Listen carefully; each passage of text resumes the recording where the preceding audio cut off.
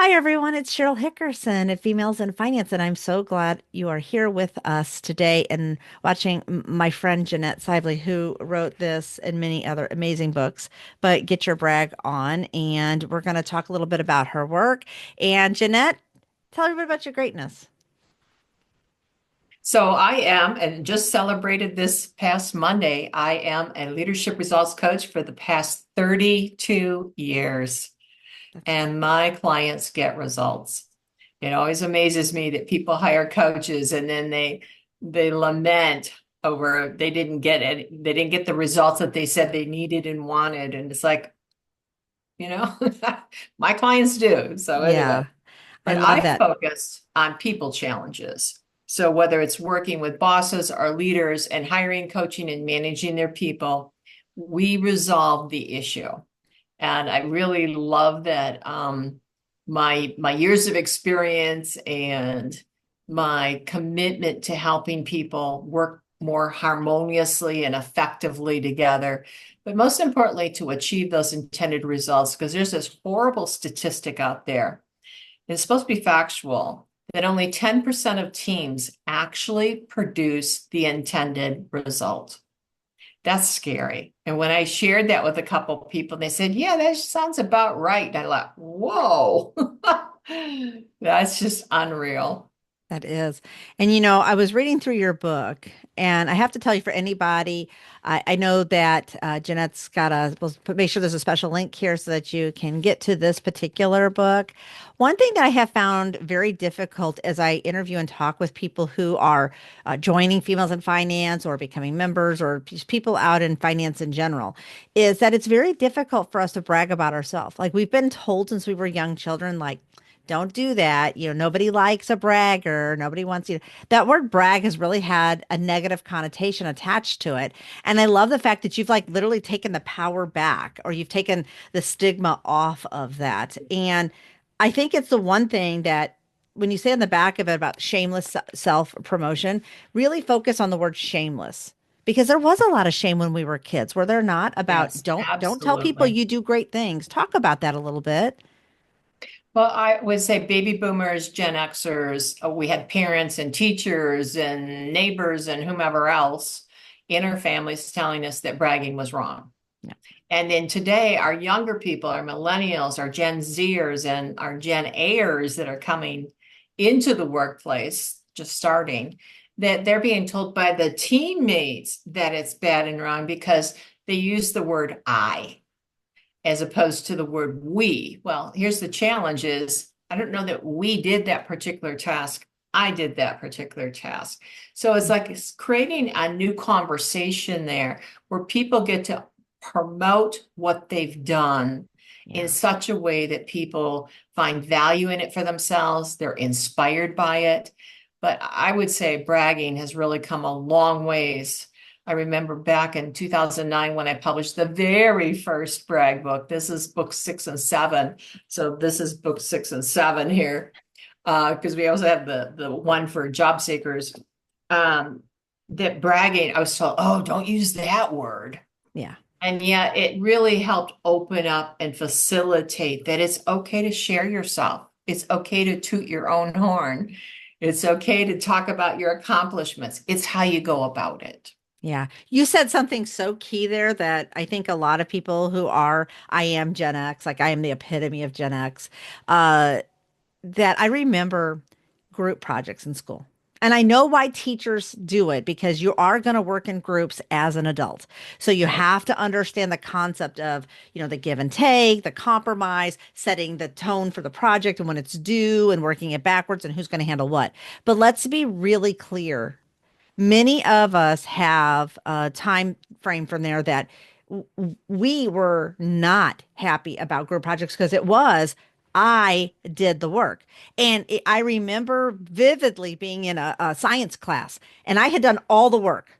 So it was three guys and me, and I had done all the work. And we went up and they were, of course, going on and on and on. And I was sitting there very upset in this class. And finally, I don't know where it came from. And it's probably by why I'm feisty today. And I said, I think the word we is very interesting in this because I did all the work. I went out and collected the specimens. I bought the poster board. I put the material together. So I should get the grade and they should not. And I remember like a scarlet letter on your head that I bragged about myself. And Hmm. afterwards, that science teacher saying, now, do you feel like that was a really fair way to handle that? Could you imagine if I looked at my little granddaughters today, I'd be like, that is a very fair way to handle it because we didn't set the tone.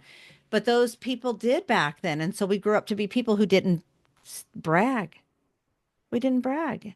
Well, we And didn't own it. And the worst thing about that, at least you recognized what you did and you stood up and spoke up. That's really and I may key. not have handled it in my best way at that time. I'm a You were what, child, but fourth I was grade, you said? very tired of it, you know? Exactly. But what's interesting is that you produced the result. You were present to producing the result. A lot of people have a very hard time in going through the five simple steps because in the book, because it says, what did you do? And like, I don't know what I did. I don't know what the impact is. It's like, well, make it up for now, circle your numbers, and then come back to it, right? Yeah. After you talk with your boss or your coworkers or whomever. And it's just amazing to me where people just aren't present to the No. impact that they make because everybody makes a positive impact when you're present to it and you're conscious about how you go about it. Yeah. And it's really growing up in any profession, really. I was at a job. I had a lot of accolades that were on my LinkedIn, and I had a supervisor, manager. I always don't know what to call it's another person, a colleague, but superior to me, clearly, and came and pulled me in and said, "Don't you think like you're bragging too much on this? Really, you should be representing the company. Nobody really cares what you did." But what the company did, and they wanted me to remove it from my LinkedIn. And I'm going to be truthful. I did. I went back and I was sitting at my seat because I needed the job. And so I took everything off of my LinkedIn and I sat there and I was feeling deeply hurt, very resentful. And one of the people in my office came up and she said, "You put every single thing back on there." I'm almost demanding because she was also in a supervisory role. She says, "Nobody's going to come and take away the things you did. That doesn't mean that you didn't actually do them. So put them on there. And if that person has a problem with it, so be it." And then went in and gave me all of the feedback about how, it's our electronic stuff and they can't really supervise that part and whatever. That is where a book like this would have been it was so needed. Okay. So even if you're not in financial services and you just happen to be watching this, please, please, please get the book because your work matters. Too often I hear conversations, Jeanette, you and I've talked about this, where a woman will call me and say, "Oh," and I'm just exaggerating this, but you'll get the point. "I've solved cancer. I'm on to world peace." Like they'll just literally dismiss that they did something really profound.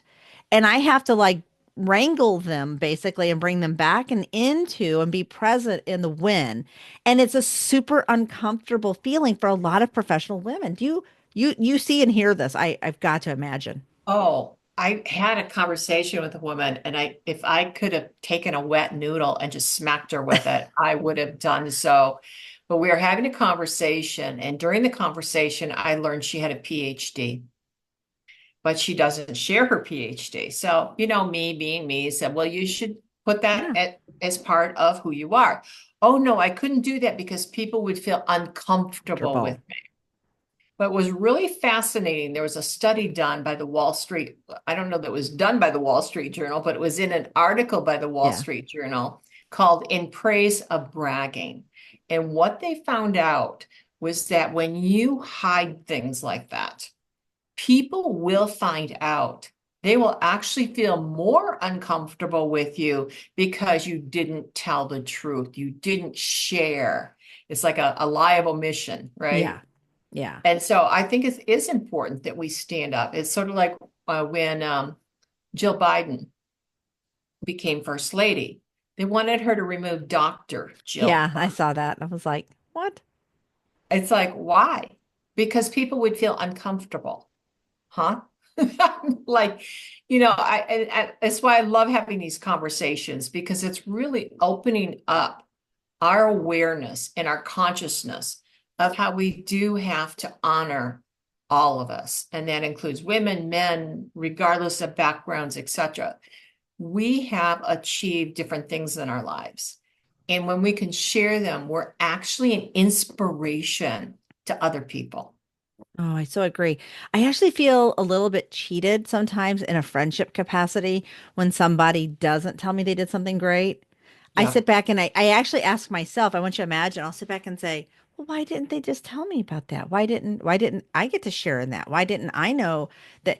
And it's funny how I take on the responsibility, the owner's responsibility of being weighed down with how come somebody didn't feel like they should tell me. But then I find out they didn't tell anyone. They just did these great things and then went on about. And I gotta tell, and you can leave comments here. I hope you will. You're welcome to reach back out to me and say this, but I think it is really okay for us to tell people when we do good things. Okay. We don't have to do everything anonymously. We don't have to do everything, whatever, because to your point, I find it very inspiring when I see somebody went out and did something. Yeah. A good example is you do a good deed for something and you kind of take a video or you talk about it and somebody says, oh, you shouldn't do that. Why? Because I would have never had the idea that you could do.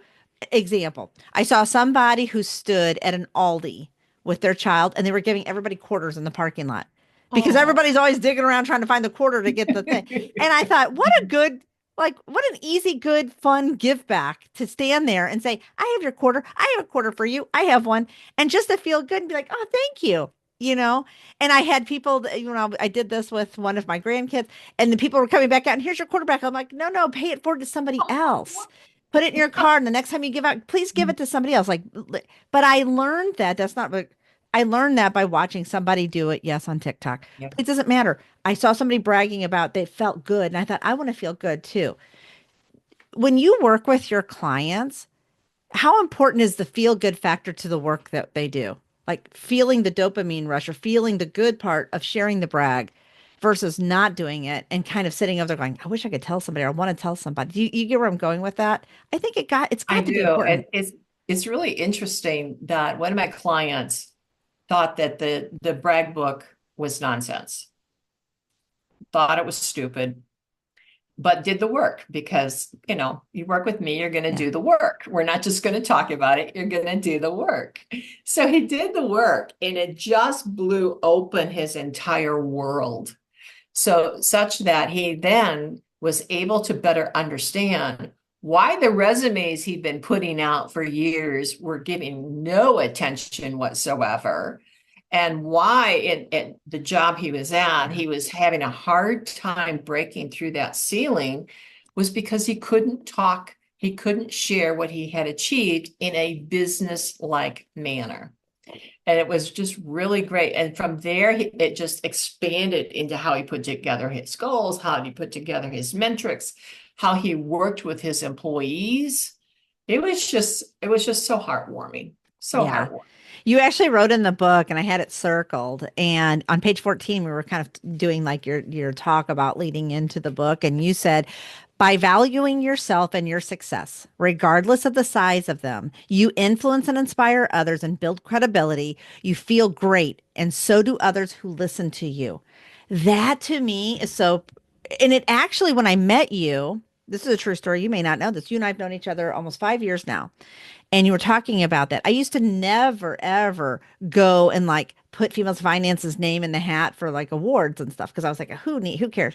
And then like you talked on one of our Sip and Savers, our weekly networking events, and you made a comment about don't wait for somebody else to brag on you. You brag on you. And I thought, I'm going to do that. And so that fancy award right there from Investment News for DEI Organization of the Year, we did have people who submitted entries, but we did as well. We have one here for a Woman of Distinction Award. We've got another one over here. These are all because I said, you know what? I do good work and I need to be able to. And interestingly enough, I submitted a, nomination. And then I said it to somebody and they said, well, send me the link. I'll nominate you because I told somebody, because there's Yeah. the other part. You got to tell somebody that's part of the brag.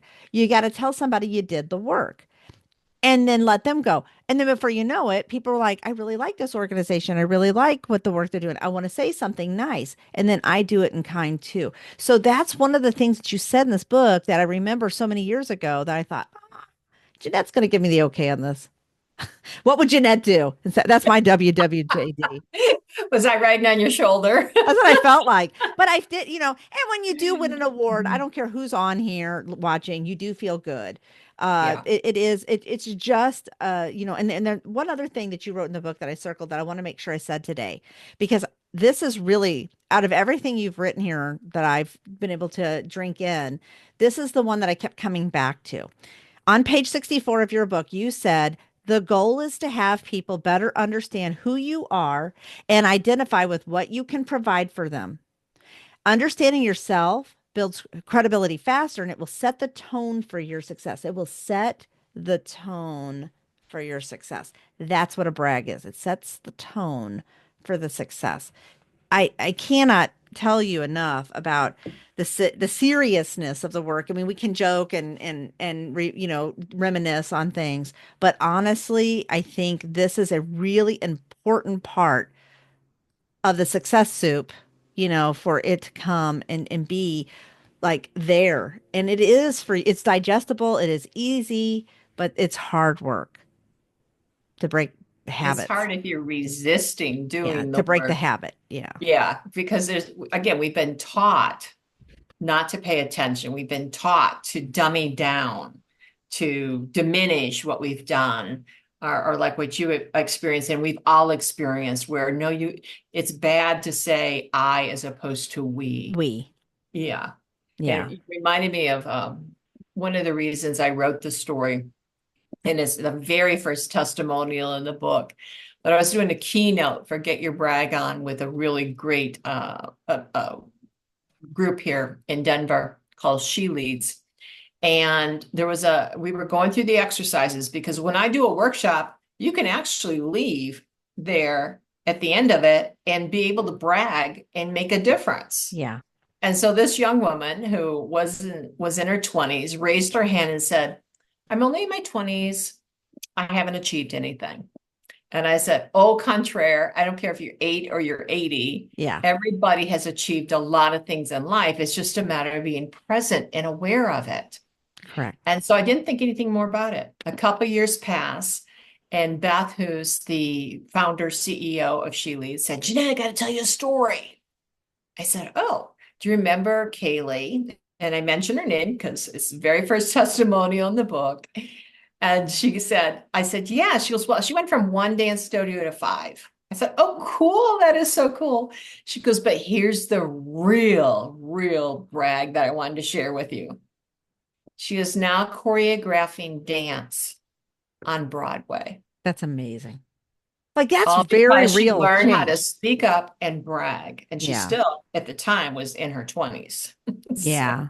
So we ended up at Fields of Finance putting our testimonials like right on our front page. I used to have it like on page like 54 or something. I don't even know what it was. I put it out there and I said, no, no, no, no, no.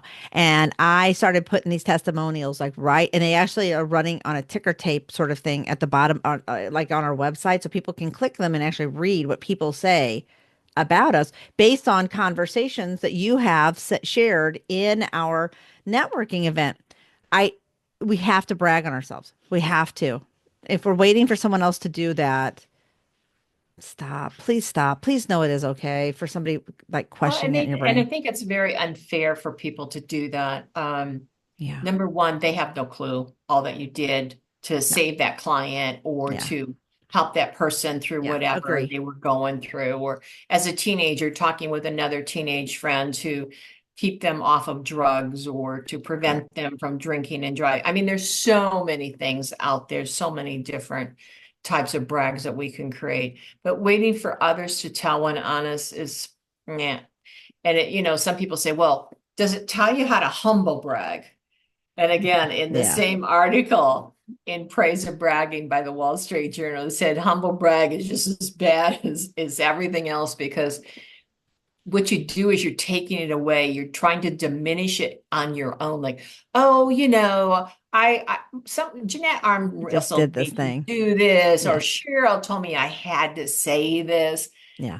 That's not a humble brag. That's just turning everybody off. Yeah. It really It does. really is. I see that and I'm like, it just, I know we're getting to the wrapping point. I'm going to read something else that you wrote to close us out. And then I'd love for people to learn how to work with you, and they should be working with you. I know that our females and finance members really love and enjoy when you show up to our events because they're like, oh, Jeanette's going to bring some special thoughts here to this, just like you did today on our call. But on page 118, you said, and this is where this is really important. If you are a business owner, you're some form of entrepreneur, you are entrepreneurial about a particular territory or the work you do.